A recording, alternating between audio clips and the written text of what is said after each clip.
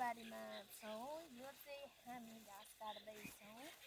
नाना र म चाहिँ आज आलुको घाँस दिने भनेर हाम्रो बाख्रा र गाईलाई भनेर हामी टाढबारीमा घाँस काट्दैछौँ।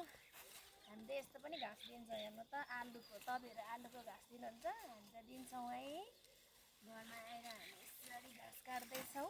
यो चाहिँ हाम्रो टाढबारीको आलु साग अनि के अरे पल्लो छेउको जौबारी कि के घाँस यहाँहरूले देख्न सक्नुहुन्छ।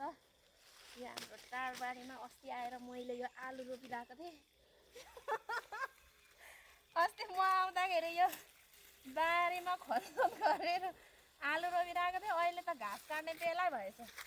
त्यही भएर हामीले चाहिँ बाख्रा र गाईलाई दिनको लागि घाँस काट्दैछौँ है। तपाईँहरू पनि यसरी यो आलुको घाँस चाहिँ बाख्रा गाईलाई दिने गर्नुहुन्छ हुन्न?